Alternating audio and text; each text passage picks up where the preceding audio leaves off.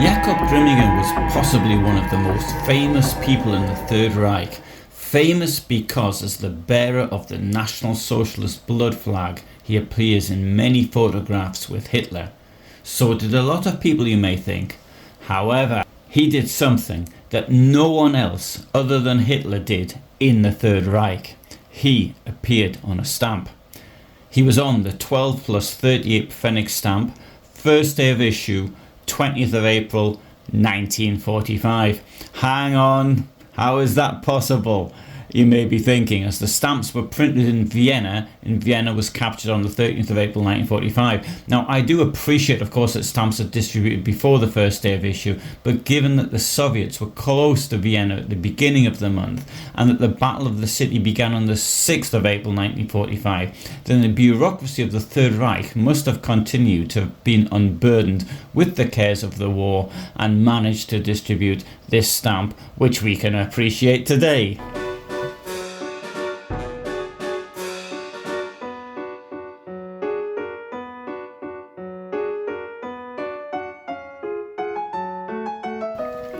Jakob Grimminger was born on the 25th of April 1892 in Oberhausen, today a district of Augsburg. He was the son of a foreman, Josef Grimminger, and his wife Wilhelmine née Gruber. He was brought up as a Protestant in an overwhelmingly Catholic area. In fact, of the early Nazis, he was one of very few Protestants. After completing elementary school, he was trained as a model carpenter, and so I bet he would be really pleased to see today that one can buy models of him. He was 22 when World War I started. From 1914 to 1917, he was employed as an aircraft mechanic in France and Belgium.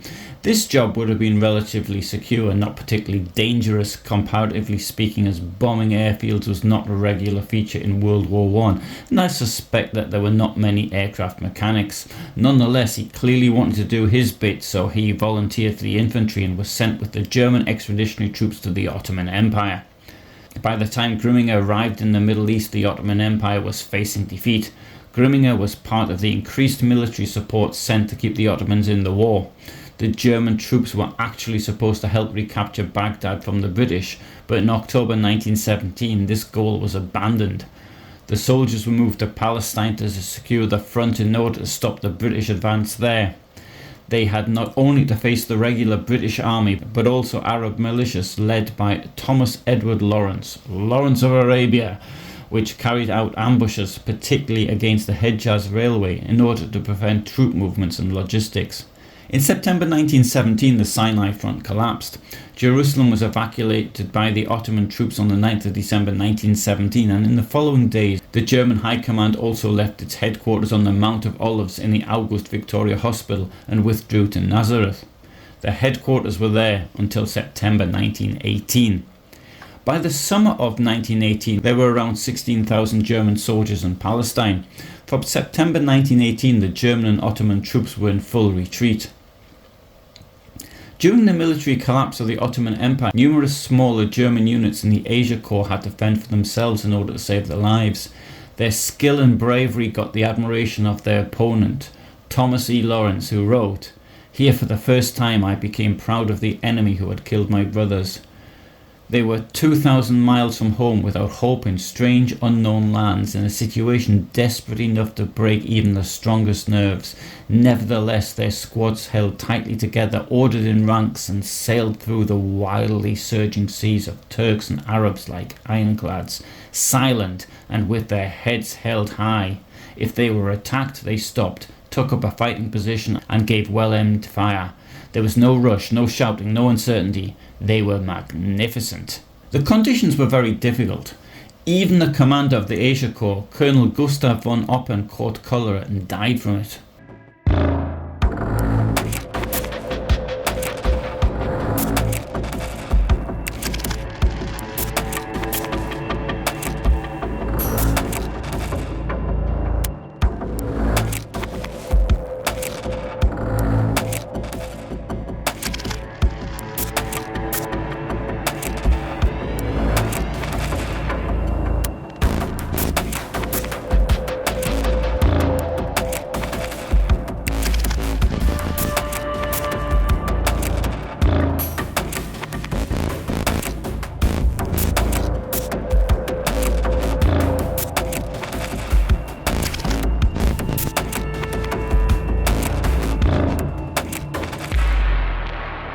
On the 30th of October 1918, Turkey capitulated and concluded the Armistice of Mudros on Lemnos on October the 31st, 1918. This guaranteed safe conduct for the German Austro-Hungarian troops on its territory. After the surrender, the German Asia Corps was transported to Constantinople on the Anatolian Railway and interned there in prisoner of war camps. They were released in the spring of 1919. During his time in the Middle East, Grimminger won both the Ottoman Medal, known as the Iron Crescent, and the Iron Cross Second Class. After the war, Grimminger returned to his parents' home in Munich at Weiskopfstrasse 17. He got a job with Maschinenfabrik FF Kustermann GmbH, machine factory in Munich. We know that he was working there at the time he joined the Nazi Party thanks to a letter confirming employment which is in the German Federal Archives in Koblenz. Alongside many other former soldiers who may have felt that they were stabbed in the back, on the 22nd of July 1922, Grimminger joined the National Socialist German Workers' Party, membership number 6559, and at the same time he became a member of the SA. Violence was part of Nazi meetings. It may have even been the main attraction for some. Even the man who was in later life to show so much cowardice, Adolf Hitler, got involved in fights from time to time. Meetings could be broken up by the far left, Bavarian nationalists, or even others on the far right. In order to protect the meetings, as early as January 1920, a few volunteers were used as security. They were called the Hall Security, Saalschutz, sometimes SS, but this is not the same as the later SS. The Saalschutz grew into the SA. Another name was Stabswache, Staff Guard. In the days prior to a uniform, they were asked to wear grey jackets and a swastika armband. Hitler sought to formalise this organisation. In May 1923, the Staff Guard was transferred to the Hitler Mobile Shock Trooper, which was part of the Munich SA Regiment. At the beginning it consisted of only 12 men, one of whom was Grimminger. It later grew to 100 men. This was not so much a bodyguard for Hitler, but more of a group of thugs whose role was to target political opponents. As can be seen in this picture, they were mobile. They could get around Munich in a lorry. The troops were flexible, they could be mobilised at any time and acted with unconditional obedience exclusively on Adolf Hitler's orders.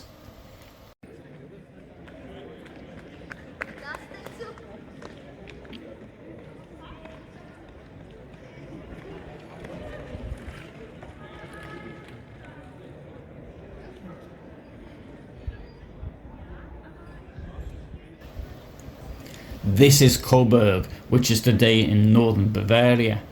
I think it may be a bit off the usual tourist track, which is unfortunate. It's an incredibly attractive town to visit and there's a lot of the imperial splendour of cities like Vienna or Prague. Of course, the British royal family bore the family name of Coburg until World War I. The town is overlooked by a large castle called Vesta. One enters it by walking through attractive parks, and it's definitely worth a visit in my opinion. The town also appeared to Hitler. On the 14th of October 1922, Hitler arranged a special day out for 650 SA men. They went to Coburg for the Third German Day. Grimminger was amongst them.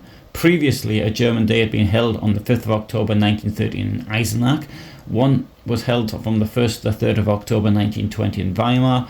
From the 14th to 7th of October 1921, there was one in Detmold, and on the 27th of November 1921, one was held in Bremen. Now, you may be thinking that this should have been the 5th German day and not the 3rd German day, but it seems as though the Nazis couldn't count. These events were organised by the Deutsche Völkischer Schutz- und Trutzbund DVSTB, a vicious extremist anti-Semitic nationalist organisation. As a result of the murder of Foreign Minister Walter Rathenau on the 24th of June 1922, the Schutz- und Trutzbund had already been banned in most countries of the German Reich. Bear in mind that Germany, like today, was a federation and different laws were applicable in different parts of the country. However, the Deutsche Völkischer Schutz- und Trutzbund had not been banned in Bavaria. The main thrust of the event in Coburg was to be a protest against the bans. Hitler had so far refused to take part in events organised by the Schutz- und Trutzbund, as he wanted to be the sole leader of the extreme nationalist right. However, in this case he made an exception. This shows, I think, Hitler's foresight, political perception and cunning.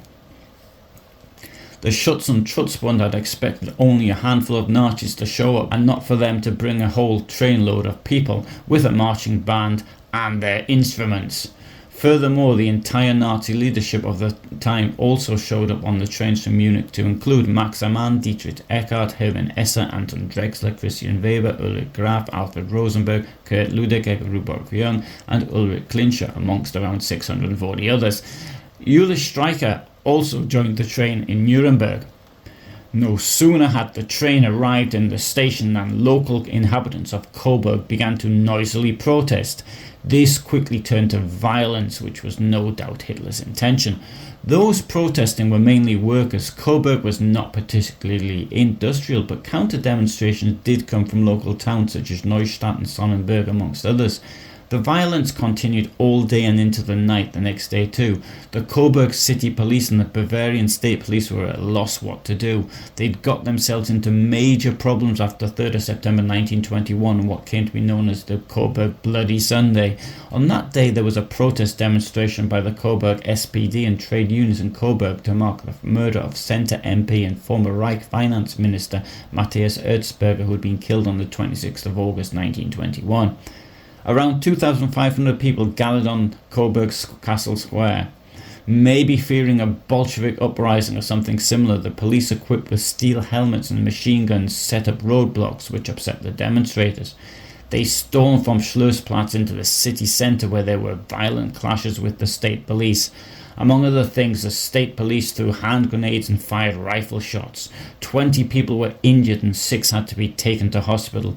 On the night of the 5th of September 1921, a worker died as a result of a gunshot wound. This had been a peaceful demonstration and the police had overreacted. Now, faced with a deliberately provocative move by the Nazis, the police were much less decisive. This was one of the many pieces of good fortune that favoured Hitler. Hitler arranged for a march on the west of the castle overlooking the city. This was not part of the advertised programme, but suited Hitler's ideology and claims to have links to German history. The Nazis had their photographs taken there. The German Day in Coburg, which later went down in the self-created National Socialist legend as the March on Coburg, was based on the March on Rome of the Italian fascists, which also took place in October 1922. The two marches also had something else in common. In both cases, most participants travelled by train. It was also a significant event, as henceforth the National Socialists showed that they were not just a Munich-based organisation. A few days later, on the 20th of October 1922, Julius Streicher defected from the German Socialist Party to the National Socialist German Workers' Party and founded the Nuremberg Local Group, and a Coburg National Socialist Local Group was founded on the 14th of January 1923. Alfred Rosenberg, who's talking in this video, gave an account in Völkischer Beobachter on the 18th of October 1922, which to a large extent was quoted by Hitler in Mein Kampf. Later, Alfred Rosenberg expanded on what he wrote in the Völkischer Beobachter following the march, or should I say, train ride. The significance of this day and its consequences could not initially be fully appreciated. Not only did the victorious SA become extraordinarily improved in its self-confidence and belief in the rightness of its leadership, the people around us also began to take a closer look at us, and many recognised for the first time in the National Socialist movement the institution that, in all probability, would one day be called upon to put an appropriate end to Marxist madness. But the experience of Coburg had the further significance that we now set about breaking it and establishing freedom of assembly in all the places where the Red Terror had prevented any gathering of distance for many years. From now on, National Socialist battalions were repeatedly assembled in such places, and gradually one Red stronghold after another in Bavaria fell victim to National Socialist propaganda. The SA had grown more and more in its task, and thus moved further and further away from the character of a senseless and vitally unimportant defence movement, and had risen to become a lively fighting organisation for the establishment of a new German state. For the SA in particular, the consequences were the introduction of a uniform with a ski cap and windbreaker, as well as a mass entry of new members, which was reflected in the presence of over 5,000 SA members at the First Party Conference in Munich on the 27th of January 1923. On the 10th anniversary of the German Day of Coburg, and now as leader of the largest party in the Reichstag, Hitler founded the Coburg Medal in 1932. This was awarded to participants at the time and ranked right after the Blood Order in the hierarchy of National Socialist badges. Grimminger, of course, was to get both awards.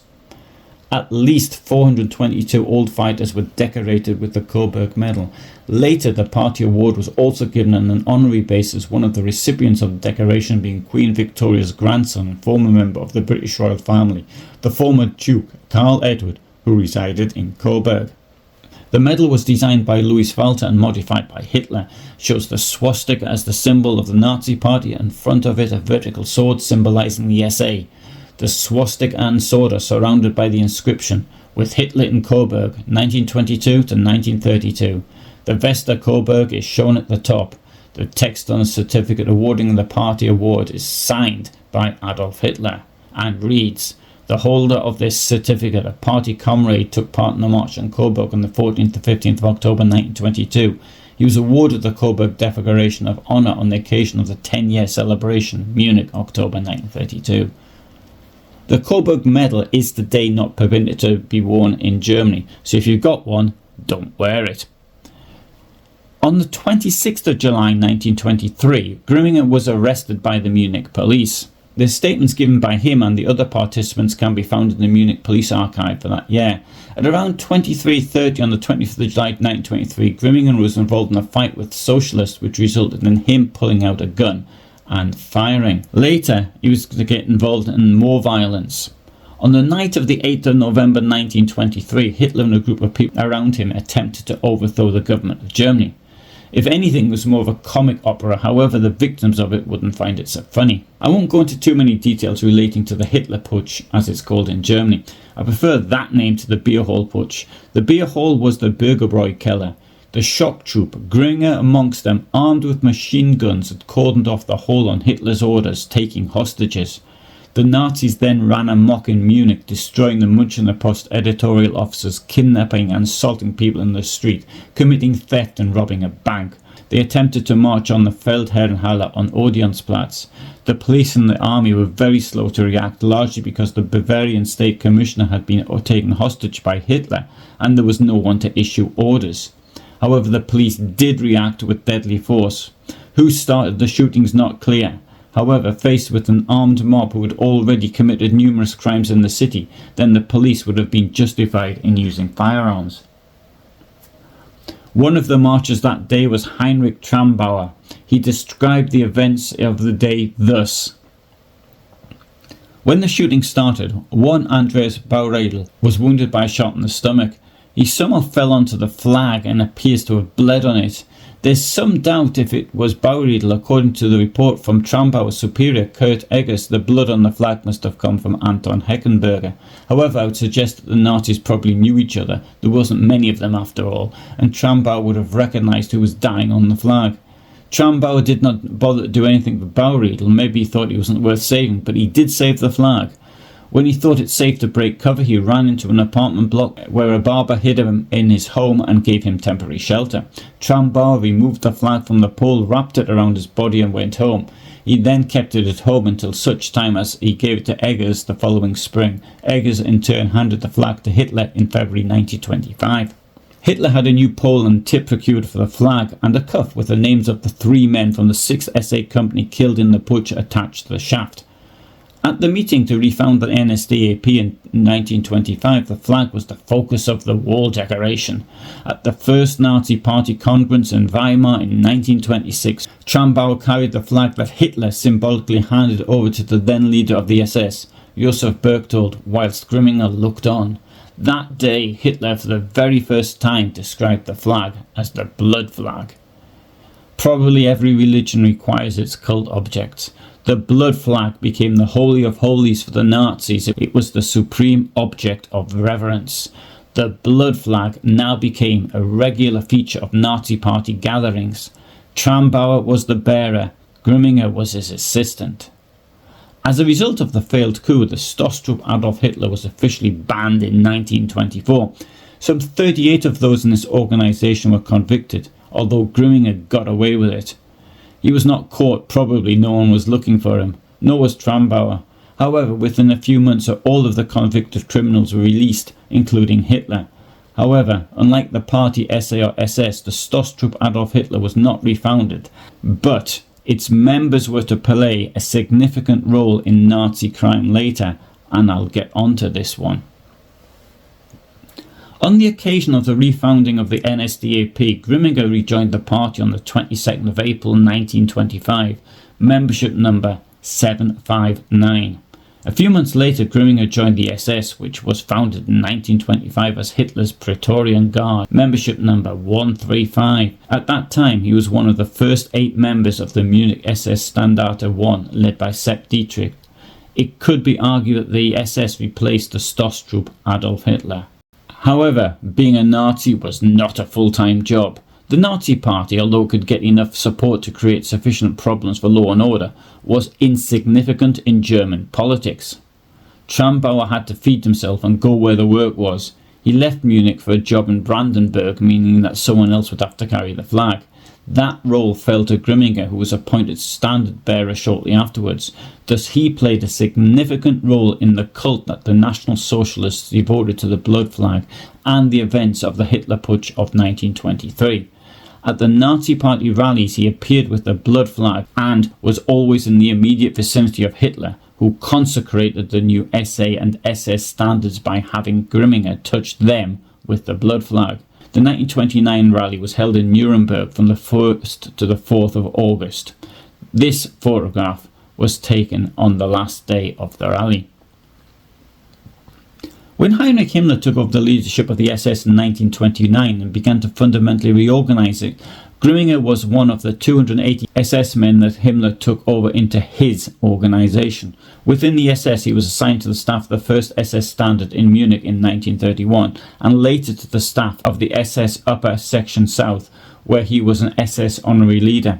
He was eventually to reach the rank of SS Standartenführer in 1943. The Nazis were quite insignificant on the German political scene until the Great Depression and the mass unemployment and austerity that it brought in its wake. In the elections of the 14th of September 1930, the Nazi Party got 18.6% of the vote to become the second largest party in the Reichstag. In one province, East Prussia, it got more votes than even the SPD. However, worse was to come. In the elections of the 31st of July 1932, the Nazi Party got more votes than any other party, a massive 37.3%, to become the largest party in parliament. Violence was the dominant feature of politics in Germany, with street battles fought between supporters of Hitler, the communists, and those of the democratic parties, above all the SPD. With the Nazis and communists between them controlling half the seats in parliament, the Reichstag was stuck. In the elections of the 6th of November 1932, the Nazi share of the votes dropped to 33.1%. Conservative factions around politician Franz von Papen and newspaper magnate Alfred Hugenberg manipulated the Third Reich president von Hindenburg into asking Hitler to become Chancellor, Prime Minister, and to form a cabinet. As only 3 cabinet posts went to the National Socialists and the other members of the cabinet were not Nazis, the Conservatives thought that they could control them. As it happened, they could not. Through the use of violence against their political opponents using the apparatus of the state, the Nazis were able to seize power so completely that by the summer of 1933, all the opposition parties had been wound up. The dictatorship had begun, and the worship of the blood flag was an integral part of its cult. Josef Grimminger was the guardian of that cult, and we shall see how that progressed in part 2.